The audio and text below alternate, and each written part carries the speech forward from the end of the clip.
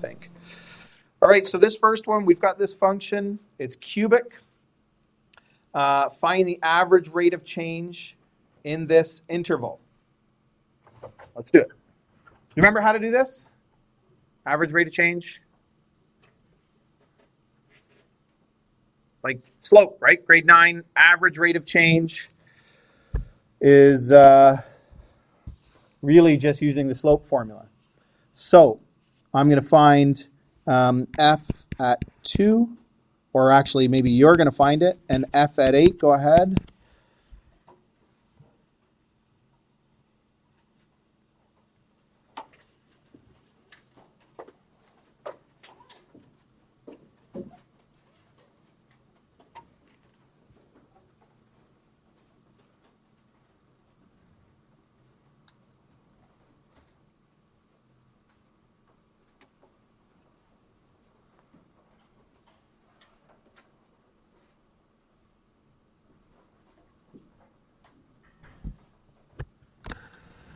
F at 2?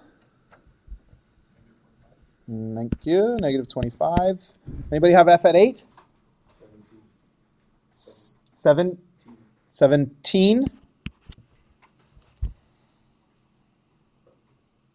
Okay, awesome. So the average rate of change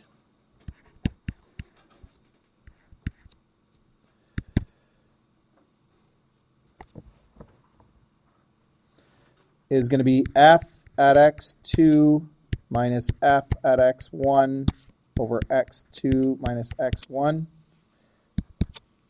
So 17 minus negative 25 is 17 plus 25 over 8 minus 2.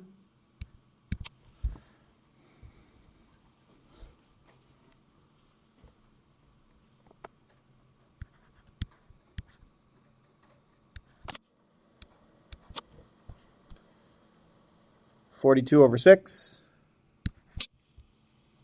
7. That's it. Any questions? That's not it for the lesson, but for that example.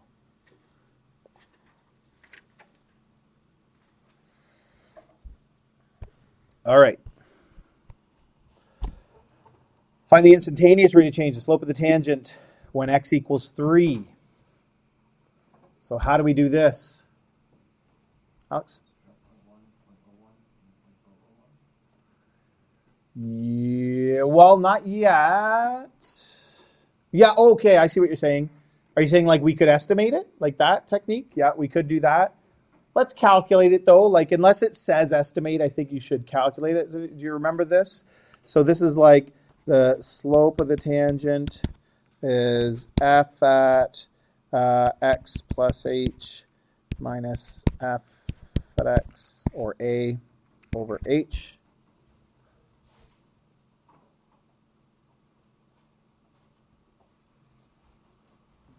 So we're going to find f at 3.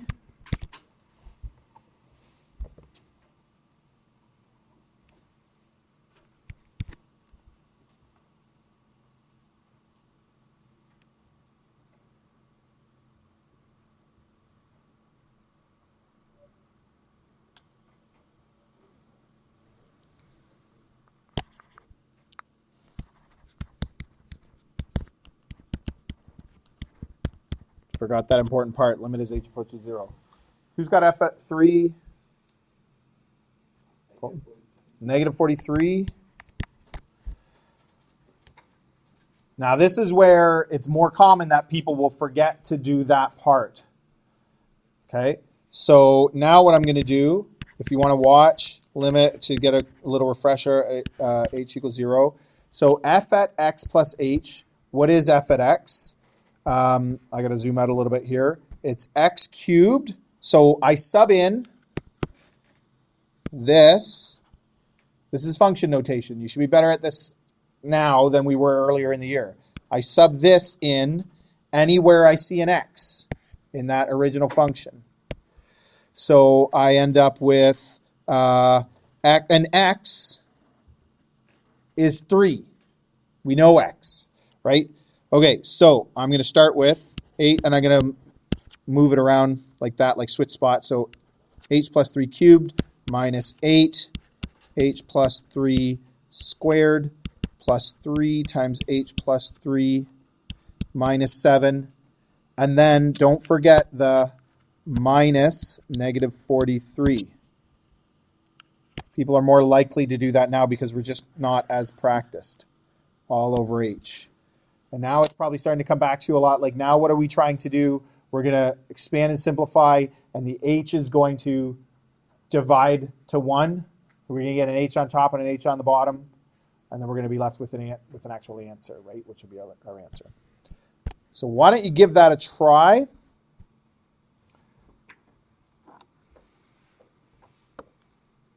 See if you can expand that. Again, probably your algebra skills have gotten even sharper since the last time we saw this.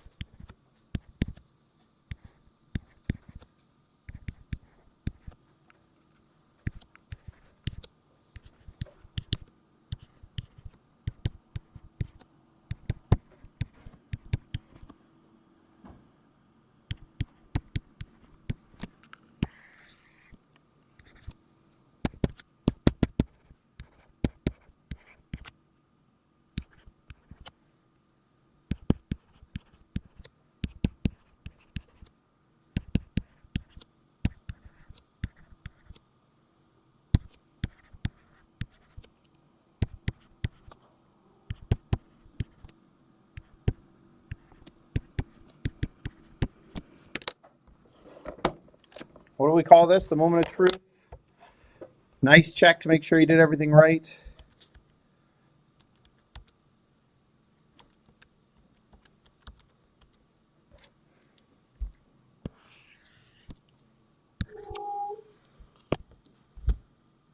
So my constants added to 0. That's not a guarantee. People certainly get that, but make a mistake, like in this part or this part. But, you know, if you practice this enough, it's usually a good indication that you're on the right track. Okay, so now I'm going to simplify.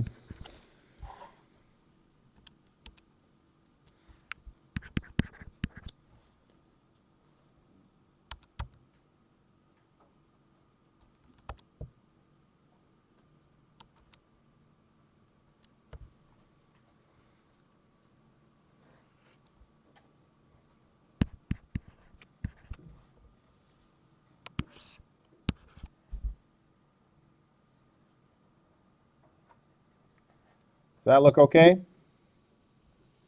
And here's where you can common factor out an h. We only need to common factor out 1, even if you could common factor out more. Can't in this case, but sometimes you can. But we don't need more, so h squared. And actually, it's probably confusing more confusing than anything if you factor out too much. Plus h minus 18 over h, and that's where these guys now divide to 1. And I have no more h on the bottom, so I can sub my 0 in, and that cancels out all the h stuff, and I just get negative 18.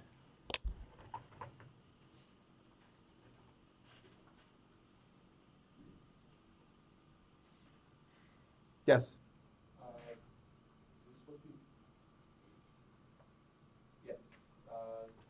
Second line, is this supposed to be 3h squared, 9h, and then 27? This part? Yeah. That one right there? It's possible. I think it's 9h squared. Yeah, because 9h squared minus 8. Yeah, that's not what he's worried about as much. I think it's 9/8 squared. Either way, it won't matter, so I'll go back and double check the math, but I think it should be 9/8 squared. Okay, so here's any other questions? We good with that? Now here's the harder question that I'm actually more interested in right now, that really brings in our understanding. Take a look at those two answers. So between the values in the interval 2 to 8, the average rate of change was 7. When x equals 3, the average rate of change was negative 18. What can you conclude from that?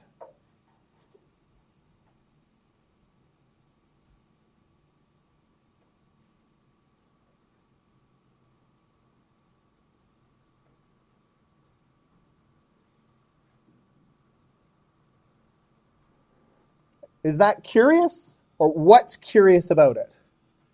Well, what's curious about it is that it had a massive drop, but then still the average rate of change ended up positive. Stop right there. Stop right there. Do you understand what he's saying? What do you mean by massive drop? Explain that a little bit further.